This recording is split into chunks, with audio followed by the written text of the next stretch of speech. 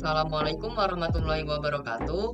Perkenalkan, kami dari kelompok 2 ingin mempresentasikan materi contoh bisnis di bidang komunikasi.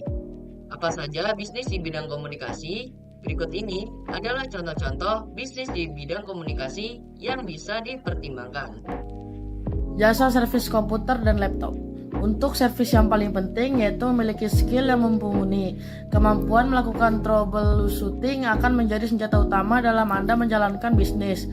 Kunci sukses dalam bisnis ini pun tergantung pada pelayanan Anda. Selama servis komputer dan laptop Anda memuaskan, maka tentunya akan mudah mendapatkan pelanggan yang kemudian bisa mendapatkan banyak omset serta penghasilan. Toko penjualan bisnis komputer dan laptop. Peluang bisnis ini bisa dilakukan oleh orang yang paham kebutuhan mengenai dunia komputer, meliputi alat-alat apa saja. Untuk memaksimalkan penjualan, jangan lupa untuk membuka toko online selain berjualan dari toko offline. Karena saat ini banyak orang yang mau membeli aksesoris komputer atau laptop secara online dan menjual dengan harga terbaru.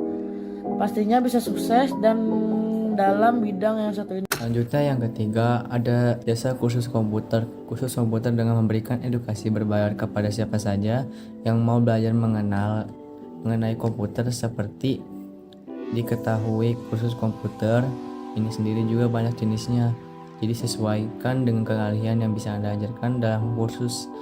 Yang keempat ada jasa instalasi internet dan wifi. Peluang bisnis jasa instalasi internet dan wifi biasanya dilakukan dengan mendirikan provider sendiri atau bisa juga dengan jadi mitra dari provider yang sudah ada.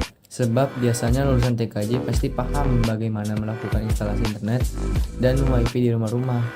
Semakin banyak job pasang yang terselesaikan, pastinya akan semakin banyak uang yang akan Anda dapatkan. 5. Ada jasa pengetikan artikel. Peluang bisnis jasa pengetikan artikel bisa Anda lakukan secara offline maupun secara online.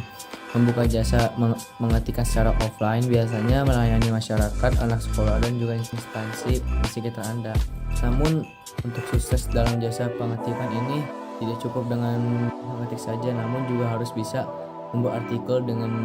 Dengan begitu, apabila ada pemesanan membuat artikel, maka Anda juga bisa menangani dengan baik. Ya, selanjutnya akan dilanjutkan oleh Rizky Agensa. Di nomor 6 ada software development. Dengan semakin bergantungnya teknologi, ada permintaan tinggi untuk mengembang perangkat lunak yang dapat membuat solusi perangkat lunak khusus. Jika Anda memiliki keterampilan pemrograman, memulai perusahaan pengembangan perangkat lunak dapat menjadi usaha yang menguntungkan. Anda dapat menawarkan layanan seperti pengembangan web, pengembangan aplikasi seluler, dan kustomisasi perangkat lunak untuk memenuhi berbagai kebutuhan klien. Yang ketujuh ada agen pemasaran digital. Agen pemasaran digital itu di era digital saat ini, bisnis perlu mengembangkan kehadiran online yang kuat agar tetap kompetitif. Sebagai agen pemasaran digital, Anda dapat membantu bisnis mengembangkan strategi pemasaran online yang efektif, mengelola platform media sosial, mengoptimalkan situs web untuk mesin pencari, dan menjalankan kampanye iklan yang bertarget. Ini adalah layanan yang banyak diminati dan dapat menghasilkan pendapatan yang signifikan. Dan yang ke-8 ada konsultasi analisis data. Dengan banyaknya data yang tersedia, banyak bisnis kesulitan untuk mendapatkan wawasan yang berarti. Dengan menawarkan layanan konsultasi analisis data, Anda dapat membantu bisnis membuat keputusan berdasarkan data dan meningkatkan kinerja mereka secara keseluruhan.